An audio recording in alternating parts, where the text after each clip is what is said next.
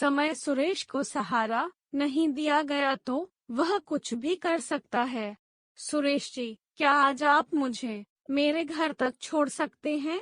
अंधेरा ज्यादा हो गया है और आजकल शहर में अकेली औरत का निकलना सही नहीं है। एक दिन रीमा ने सुरेश से कहा, क्यों नहीं, बिल्कुल छोड़ दूंगा, बस 15 मिनट और रुक जाइए, फिर साथ ही निकलते हैं। सुरेश ने हामी भरते हुए कहा। दरअसल रीमा एक तलाकशुदा औरत थी। उसके पति ने सांवला रंग होने के चलते उससे तलाक ले लिया था और अब वह अकेली ही जिंदगी काट रही थी। जब सुरेश अपनी मोटरसाइकिल पर रीमा को उसके घर छोड़ने जा रहा था, तब उसने महसूस किया कि रीमा उससे कुछ ज्यादा ही सट कर बैठी है। पहले तो सुरेश को लगा कि यह अनजाने में भी हो सकता है, पर जब लगातार रीमा ने अपने शरीर को सुरेश के बदन से सटाए रखा, तो वह समझ गया कि रीमा को पति के प्यार की जरूरत है। अंदर आकर एक कप चाय तो पी लीजिए,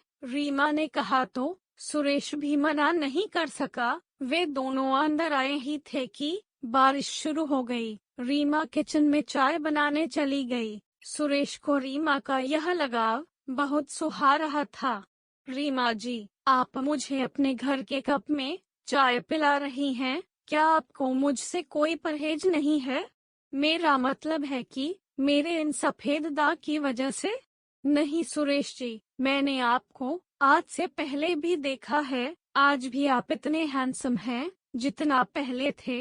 यह सुनकर सुरेश को बहुत अच्छा लगा और वह रीमा की तरफ खिंचता चला गया। रीमा भी मन ही मन सुरेश को पसंद करती थी, जिसका नतीजा यह हुआ कि उन दोनों में रोमांस बन गए। जब एक बार दोनों ने एक दूसरे के साथ रोमांस किया तो फिर प्यार का ऐसा सिलसिला शुरू हुआ कि दोनों के बीच अक्सर रोमांस बनने लगे। बाद में उन दोनों ने इस रिश्ते को एक नाम देने की सोची और आपस में शादी कर ली। दोनों एक दूसरे के साथ जिंदगी बिताकर बहुत खुश थे, पर सुरेश के मन में कहीं ना कहीं अपनी बीमारी को लेकर निराशा भी थी, क्योंकि समाज में इसे एक छूत की बीमारी माना जाता था और उसने महसूस किया कि देश में ऐसे न जाने कितने लड़के लड़कियां हैं जिनकी शादी इस बीमारी के चलते नहीं हो पाती है।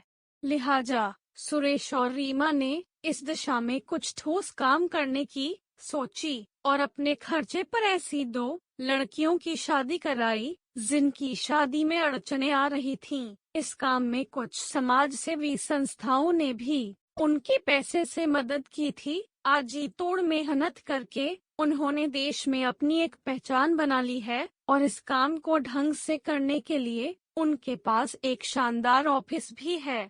आज सुरेखा को सुरेश की जिंदगी से गए पूरे 25 साल हो गए थे। सुरेश अपने ऑफिस में बैठा हुआ काम में बिजी था कि उसके चपरासी ने बताया, सर, कोई आपसे मिलना चाहता है। सुरेश ने अंदर बुलवाने को कहा। थोड़ी देर में एक औरत एक आदमी के साथ अंदर आई। उनके साथ शायद उनकी बेटी भी थी। 25 साल का समय लंबा जरूर होता है, पर इतना लंबा भी नहीं कि आप उसे पहचान न सकें, जिससे शादी करने के लिए आपने अपने घर वालों से बगावत कर दी थी। यह सुरेखा थी।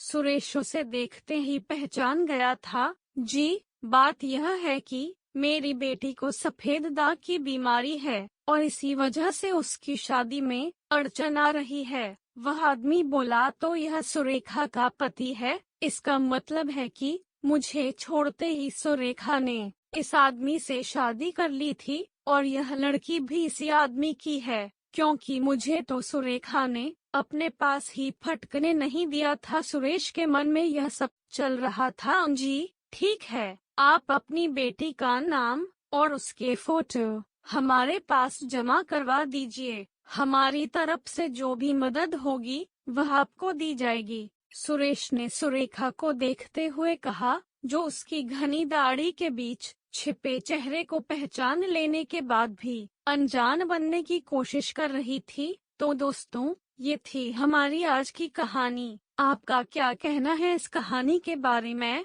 कमेंट करके हमें जरूर बताएं। वीडियो को लाइक कर दीजिए और इसी तरह की कहानियाँ लगातार देखने के लिए चैनल को सब्सक्राइब करके घंटी को दबाकर ऑल पर सेट कर लीजिए ताकि आने वाली वीडियो का नोटिफिकेशन